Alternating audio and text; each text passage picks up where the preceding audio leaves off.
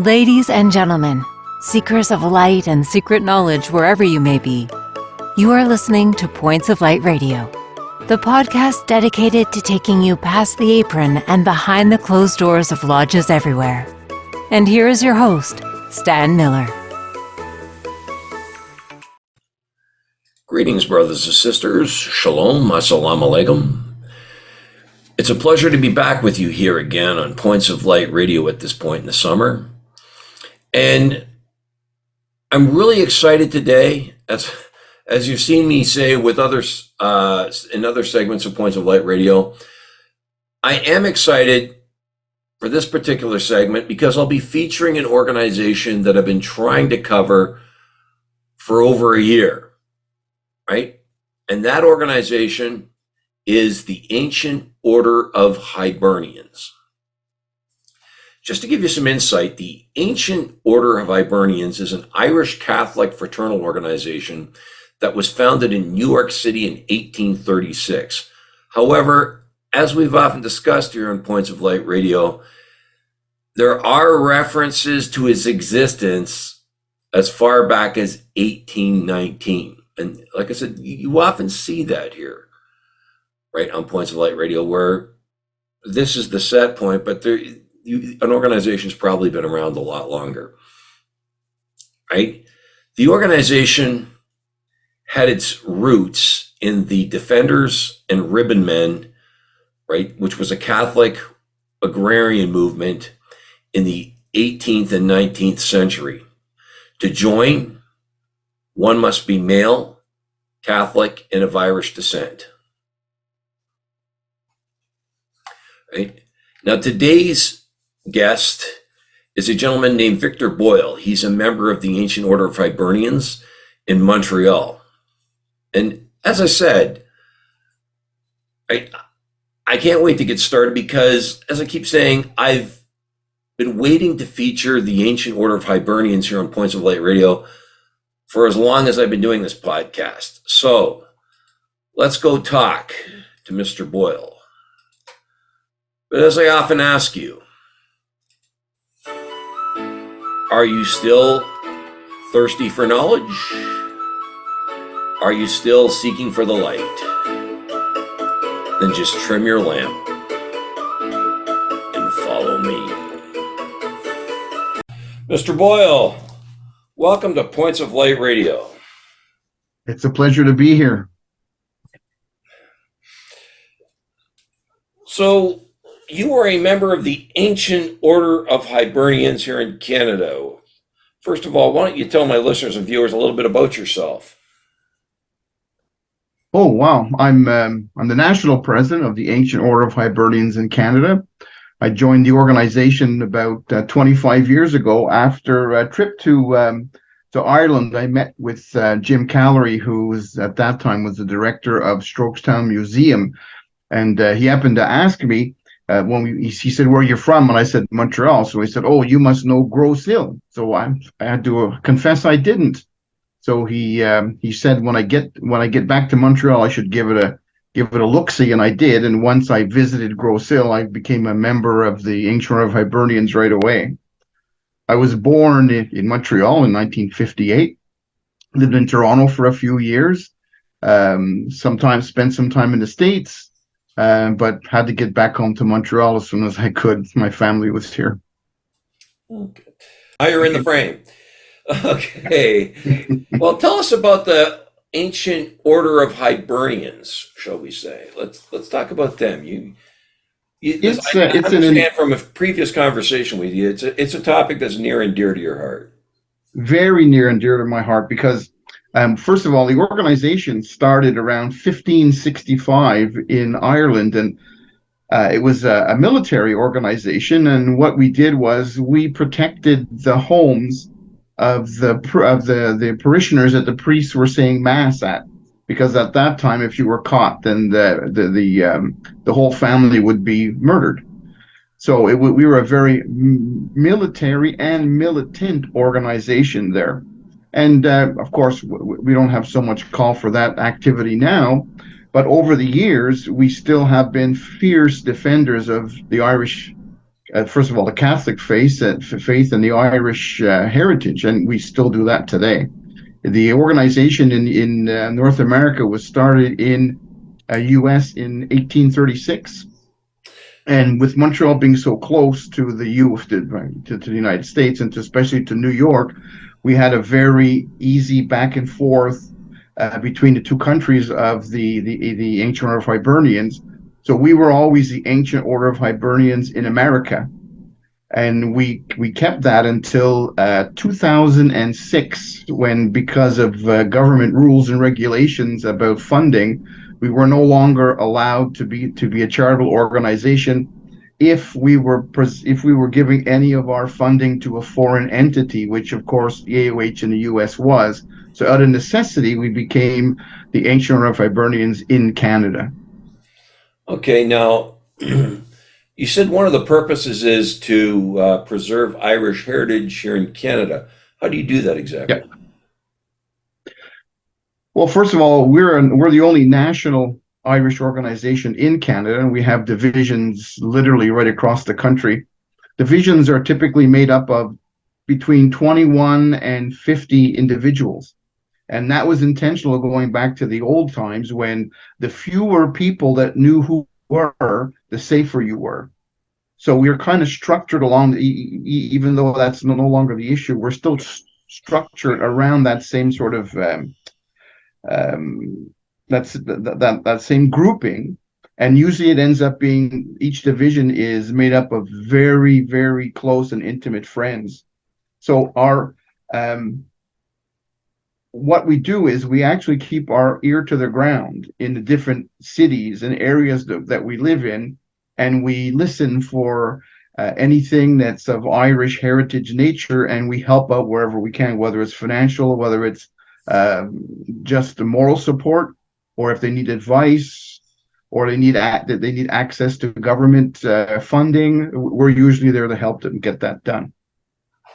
Okay, and as I understand it from looking at your website, the Ancient Order of Hibernians, part of your purpose is to aid newly arrived Irish, both socially and economically. Now, is there still a need to do that with the welfare state, things like that? Is there still a need for that? Of course, yeah, absolutely there is. I mean, it's not like people are going to come here and automatically take advantage of the so-called welfare state. These are people who are successful, who are coming to Canada, often with jobs, but they still need help in fitting in, learning about the cultural differences. There may be, especially for business, you could have an Irish you have Irish people coming over, and we help them make connection with other Irish businesses, so that we do support them financially. Even though in the old days, I remember my grandparents telling me that there was a time when the Ancient Order of Hibernians, the ones in Montreal that they knew, what they would do is they would pay for funerals for people who couldn't afford it. They would pay back rent when the Irish were having difficulty there. If the Irish were being persecuted, or if they were having difficulties, then the Ancient Order of Hibernians would step in behind the scenes, and they would see what they could do to help them out. So that too, we don't have the same sort of call for, but we still do it.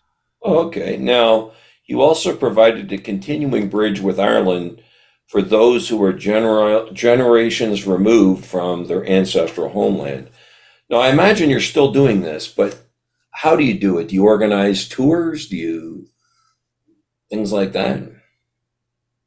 Tours of Canada? Of Ireland or whatever? No, actually, we don't now. There was a time when there were years when we had many exchanges where, as a matter of fact, we would send Catholic children to the north of Ireland, and we would host the north of Ireland children here in Canada, so that they could see that they're like the differences. And we believe it went a long way, especially in the 70s and the 80s, to help open their eyes to a different world. but we don't really do that much of that anymore. It's just not the world doesn't seem to work that way. No. But what are the qualifications for membership in the Ancient Order of Hibernians here in Canada? It's pretty strict. First of all, you have to be a male. You have to be at least 16 years of age. You have to be either from Ireland or provable Irish descent. Okay. Now you said, and I noticed now you had to be male, so you don't allow women. Do you have a women's auxiliary?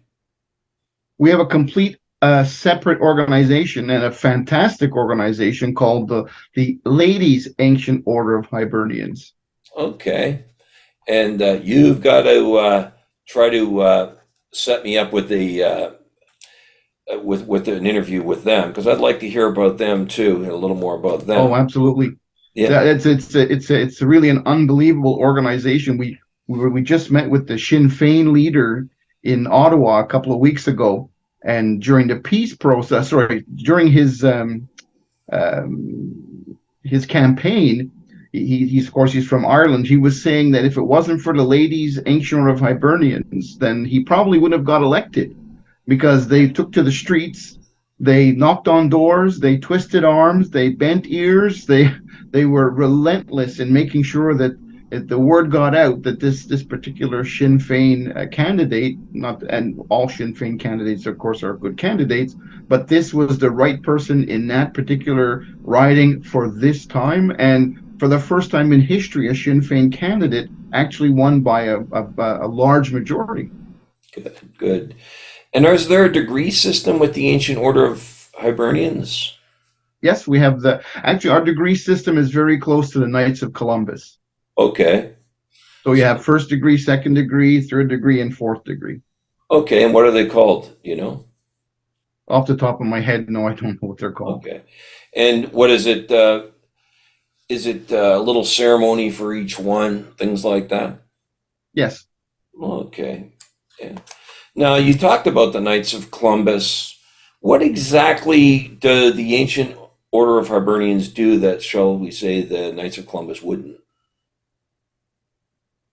Well, I don't think the Knights of Columbus would be, and I am also a knight, by the way. Okay.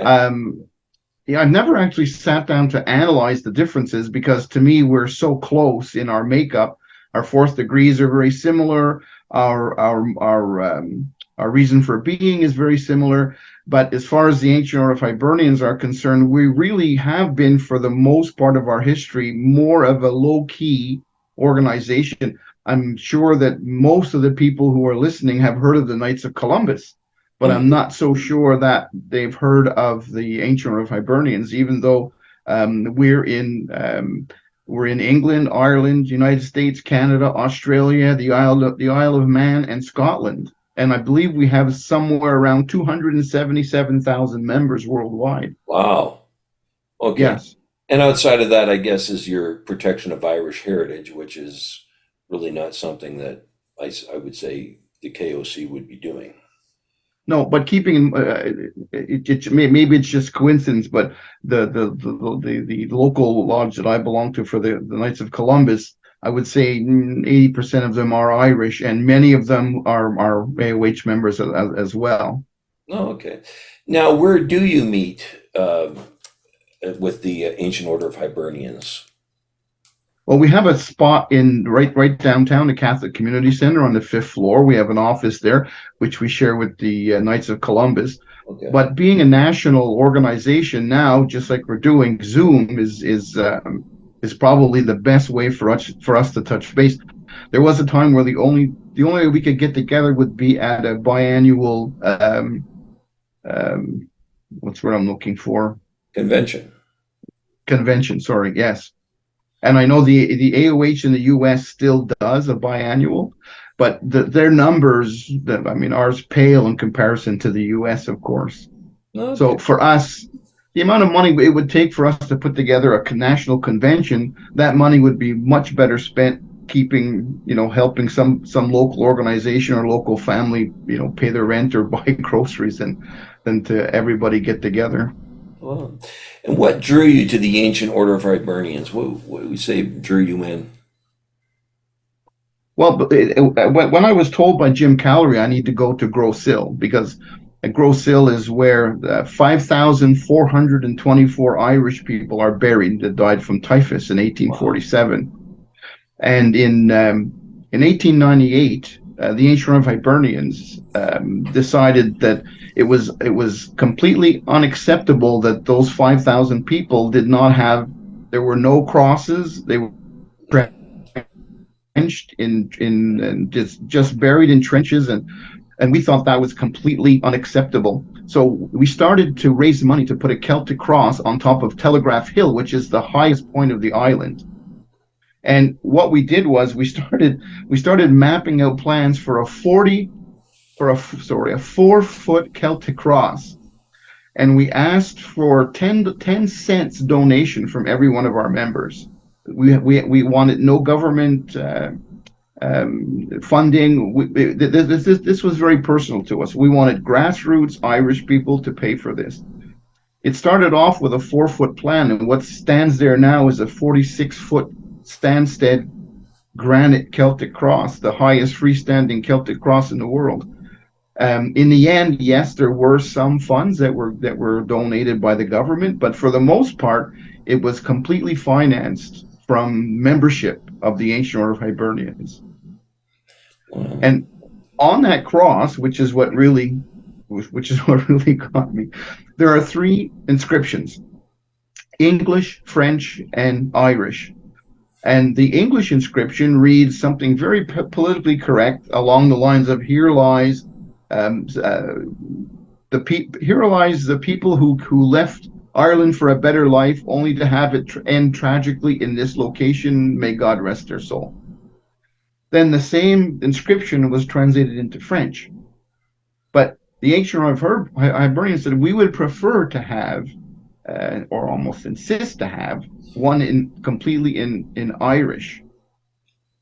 And the government at the time said, because we had to have it approved, because Gros Isle, the island itself, was not ours. We were just using Telegraph Hill. So they said, we don't know anybody who speaks Irish. And we said, don't worry, we'll do it.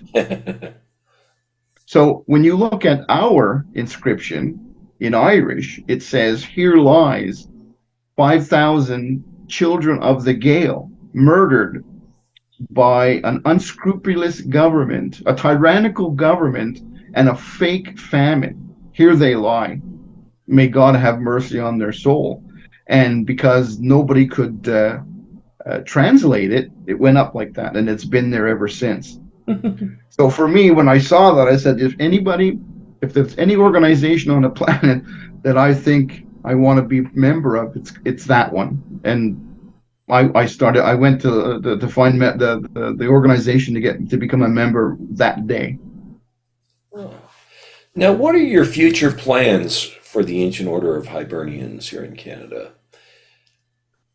To grow. And we've been growing since there was a point where we had 37,000 members in the province of Quebec.